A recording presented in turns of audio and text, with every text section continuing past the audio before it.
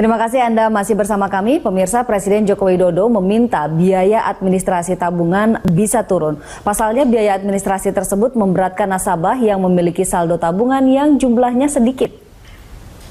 Menanggapi permintaan tersebut, Ketua Dewan Komisioner OJK Mulyaman Hadad mengatakan sejauh ini tabungan simpanan pelajar atau SIMPEL merupakan tabungan yang tidak dikenakan biaya administrasi. Menurut Mulyaman, perbankan sudah memenuhi keinginan Presiden, namun belum semua produk. Untuk tabungan di luar SIMPEL, Mulyaman menilai dimungkinkan ada penurunan biaya administrasi. Akan tetapi hal tersebut diserahkan sepenuhnya ke bank bersangkutan yang tentunya sudah mengukur pola transaksi nasabahnya. Sebetulnya sudah kita penuhi, kalau SIMPEL itu sudah tidak ada.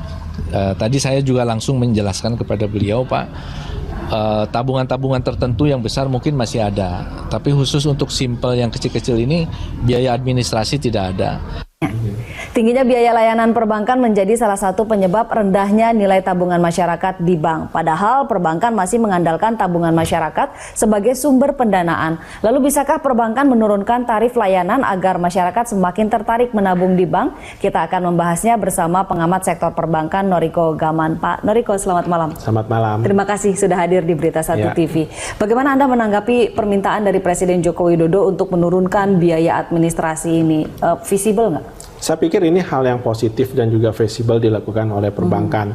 Karena dengan melakukan hal tersebut, ini juga akan meringankan beban bagi konsumen yang memanfaatkan layanan perbankan untuk transaksi. Dan juga kita lihat saat sekarang ini memang fee-based income itu merupakan sumber pendapatan dari sektor perbankan, walaupun kontribusinya belum cukup dominan. Karena saat sekarang ini memang dominasi pendapatan perbankan itu disumbangkan lebih dari 50% itu dari pendapatan bunga.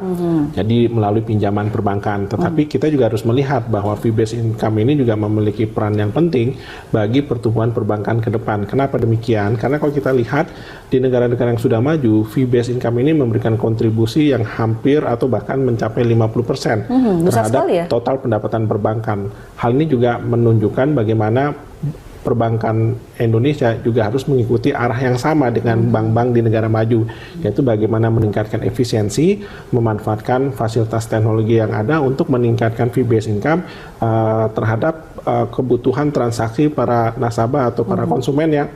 Terutama kita lihat misalnya transaksi atau mentransfer uang melalui ATM, mobile banking, internet banking, yang ini tentunya akan sangat bermanfaat bagi perbankan untuk mengurangi investasi mereka untuk membangun kantor-kantor cabang. Karena dengan mobilitas menggunakan fasilitas teknologi yang ada, tentunya ini juga akan mendorong fee-based income di sektor perbankan. Yang lebih baik lagi apabila fee transaksi di perbankan itu juga ditekan, sehingga akan lebih banyak lagi konsumen yang bisa memanfaatkan layanan transaksi perbankan itu melalui fasilitas-fasilitas teknologi yang ada. Jadi sebenarnya fee-based ini merupakan sebuah praktek yang sangat wajar dan sangat layak di perbankan. Tapi kan OJK juga menegaskan bahwa biaya administrasi sebetulnya diperbolehkan untuk menutup biaya perbankan, tapi jangan sampai fee itu untuk mencari keuntungan gitu. Kalau memang sampai 20-30% dari total pendapatan perbankan, ini kan berarti besar sekali. Artinya kebablasan dong mencari keuntungan dari situ. Saya pikir mungkin kita melihat dari persepsi industri perbankan saat sekarang ini. Memang kalau kita perhatikan saat ini efisiensi daripada sektor perbankan itu belum cukup optimal di Indonesia, dibandingkan bank-bank yang sudah lebih maju atau yang lebih berkembang seperti di bank-bank di Singapura. Dan dengan demikian juga kita lihat sebenarnya fee-based income bagi perbankan itu memberikan hal yang positif terhadap potensi pertumbuhan pendapatan perbankan. Tetapi kita juga harus lihat kalau semakin bagus teknologi yang dikembangkan di sektor perbankan di suatu negara dan juga ditunjang oleh fasilitas teknologi yang ada, tentunya implementasi untuk transaksi perbankan yang berdasar kepada fee-based income ini akan bisa lebih banyak, lebih luas digunakan oleh masyarakat. Tentunya melek teknologi bagi masyarakat ya. Dan jangan lupa fee-based income ini bukan hanya dari sisi berbasis teknologi, tapi kita melihat transfer uang remittance. Ya, jadi tenaga kerja kita yang ada di luar negeri ketika mereka mentransfer kiriman uangnya ke Indonesia itu juga merupakan salah satu sumber pendapatan perbankan. Dan tentunya kalau fee dari transaksi tersebut itu berkurang, akan semakin banyak dan memberikan kemudahan bagi para nasabah atau konsumen untuk melakukan transaksi itu. Semakin efisien maka semakin murah biayanya. Betul. Ya, semakin efisien perbankan itu tentunya biaya daripada fee based income itu juga akan turun. Oke, kita belum bisa sampai ke sana efisiensi yang cukup besar gitu. Apa hambatannya? Terutama kita lihat adalah bagaimana sektor perbankan kita di sini ini memang relatif masih bertumbuh ya dibandingkan dengan negara-negara maju. Tentunya basis teknologi, lalu optimalisasi penggunaan sumber daya manusia di sektor perbankan itu juga harus efektif. Karena kalau terlalu banyak SDM atau tenaga kerja dan tidak diimbangi oleh fasilitas teknologi yang ada, ini akan membuat biaya operasional perbankan akan menjadi semakin tinggi. Jadi memang kuncinya untuk bisa menekan daripada fee transaksi di perbankan itu adalah pengembangan teknologi perbankan ya. Oke, teknologi dan tadi juga Anda menyebut sumber daya manusia. Apakah hanya dua faktor itu saja atau ada faktor lain yang harus diperhatikan perbankan untuk meningkatkan efisiensi mereka? Ya, tentunya juga kita lihat di sini adalah bagaimana mereka bisa mengembangkan produk-produk perbankan yang beragam. Karena selama ini kan perbankan hanya mengandalkan dari produk pinjaman to fee based income, tetapi sebenarnya ada layanan-layanan lain di luar itu, misalnya untuk layanan asuransi ya, atau layanan penunjang produk perbankan lainnya, misalnya untuk wealth management, terutama investasi yang kaitannya dengan produk perbankan itu sendiri, yang berbasis pada pasar uang. Jadi dengan demikian kita lihat dengan semakin beragam produk perbankan itu, kebutuhan masyarakat itu akan terpenuhi. Jadi bukan hanya bank itu image-nya di Indonesia itu hanya memberikan pinjaman, padahal tidak di situ saja, tapi dia memiliki beragam produk-produk perbankan yang ada. Oke, tapi tentu saja juga harus diiringi dengan edukasi atau sosialisasi kepada masyarakat ya. Nah, kalau kita lihat sebenarnya di sini juga regulator harus juga ikut partisipasi ya, bagaimana memberikan sosialisasi, edukasi kepada masyarakat secara luas, bukan hanya di perkotaan, tapi juga harus sampai di pedesaan, karena perbankan itu bukan hanya untuk masyarakat perkotaan, tapi juga harus bisa menjangkau masyarakat yang marginal. Oke, artinya infrastruktur itu harus sampai kepada pedesaan. Harus ada peran pemerintah di sini, dan kita akan diskusikan lebih banyak mengenai peran pemerintah untuk meningkatkan efisiensi perbankan di segmen berikutnya. Saya harus jeda dulu. Pemirsa jangan kemana-mana, kami akan kembali. Terima kasih Anda kembali bersama kami. Pemirsa, kami akan lanjutkan perbincangan dengan Bapak Noriko Gaman. Pak Noriko, tadi diskusi kita berhenti pada bagaimana peran pemerintah untuk bisa membantu meningkatkan efisiensi perbankan. Apa saja sebetulnya yang bisa dilakukan? Nah, kalau kita lihat sebenarnya masyarakat di Indonesia itu memang masih relatif banyak juga tinggal di pedesaan. Dan mereka boleh dikatakan adalah masyarakat marginal yang tidak semuanya mendapatkan kemudahan akses transaksi perbankan. Nah, disinilah kita lihat peran aktif pemerintah, terutama juga kita lihat dari sisi regulator, yaitu Otoritas Jasa Keuangan, untuk aktif bersama pelaku industri, terutama industri perbankan, untuk memberikan edukasi, sosialisasi kepada masyarakat secara luas, terutama di masyarakat pedesaan, bagaimana memanfaatkan transaksi perbankan yang efektif ya. Dan kita lihat sekarang ini kan untuk meningkatkan transaksi perbankan sampai ke level pedesaan, memang tidak banyak bank-bank yang membuka cabang sampai ke di pedesaan. Tapi kita bisa melihat bagaimana memanfaatkan teknologi yang ada. Salah satunya adalah mobile banking. Karena kalau kita lihat handphone di Indonesia itu bukan sesuatu yang eksklusif lagi. Dan sudah sampai ke pelosok ya? Sudah sampai ke pelosok. Bahkan di pedesaan pun juga orang sudah mulai banyak menggunakan handphone. Nah, transaksi perbankan melalui mobile banking itu akan bisa diakses lebih luas oleh masyarakat-masyarakat di pedesaan. Sehingga itu juga akan sangat membantu bila mana pemerintah bisa menurunkan fee daripada transaksi perbankan. Ini akan lebih banyak lagi masyarakat marginal yang tadinya tidak memiliki akses perbankan.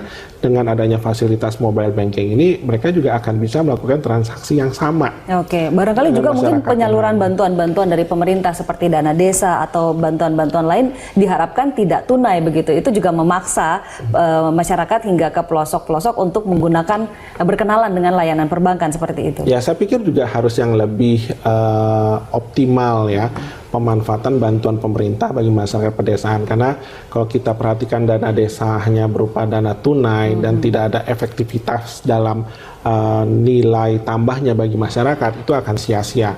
Tapi harus bisa melihat bahwa dana desa itu memberikan hasil yang lebih baik daripada nilai dana desa tersebut, yaitu dengan memberikan edukasi, bahkan melengkapi, memfasilitasi kebutuhan untuk transaksi perbankan di pedesaan-pedesaan itu.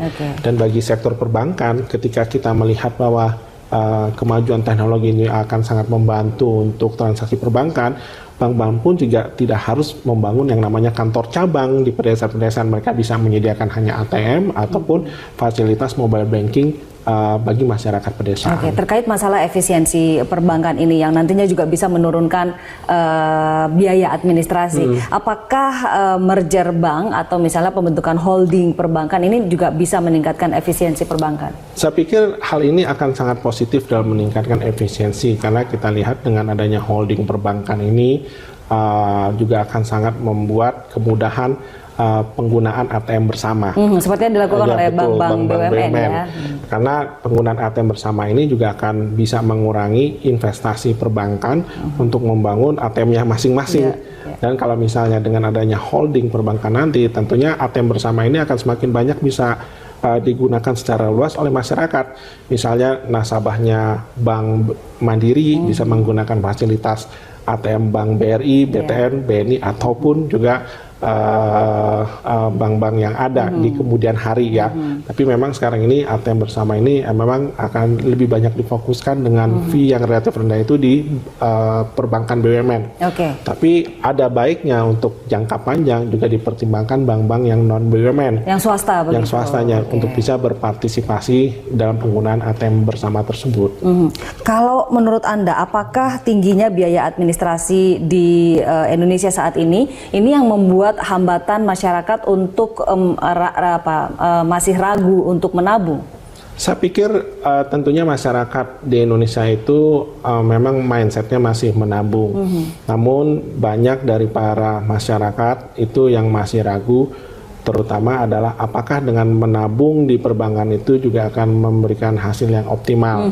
Nah, terutama kita lihat adanya biaya administrasi, pajak. Betul, dan tentunya di sini kan kita juga memperhatikan ketika mereka menempatkan dana di bank itu betul-betul harus optimal. Kenapa? Karena dananya hanya didiamkan dan tidak ada penambahan dari dana penempatannya di misalnya deposito. Tentunya ini akan mengurangi nilai tabungannya karena akan dipotong oleh biaya administrasi setiap tahunnya ya. Tapi kalau masyarakat itu melakukan aktivitas ekonomi dan melakukan aktivitas ekonomi itu dengan bertransaksi dana itu melalui perbankan, tentunya ini juga akan meningkatkan nilai tambah daripada penempatan dana dia di perbankan. Di sisi lain juga memang masyarakat pedesaan belum memang mendapatkan akses seperti yang saya katakan, kemudahan untuk melakukan transaksi di perbankan termasuk menabung. Bahkan masih ada mungkin sekarang ini masyarakat di pedesaan yang menyimpan dananya tuh di bawah kasur ya. Ya, karena memang seperti yang ditemui oleh Presiden juga. Betul, ya. karena mereka masih ragu gitu, karena keraguan mereka itu adalah tidak adanya edukasi, sosialisasi, dan juga pandangan dari masyarakat tersebut adalah mungkin biaya yang harus dikeluarkan takutnya lebih mahal daripada dana yang dia bukannya miliki. bertambah malah uangnya jadi tergerus begitu kan? Ya.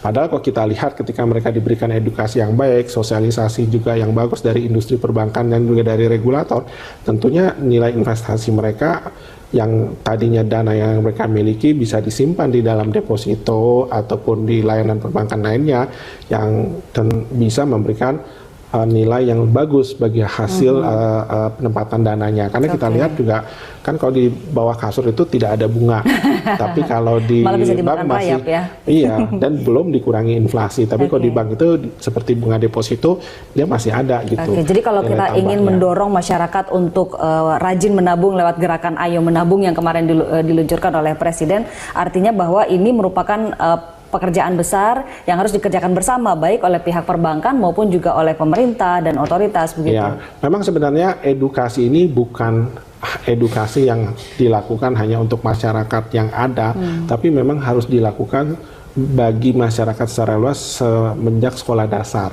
Jadi kesadaran untuk menabung pun sudah mereka peroleh ketika mereka melalui proses pendidikan di sekolah dasar itu. Karena kalau kita lihat kan sekolah dasar itu merupakan pendidikan yang wajib bagi seluruh bangsa.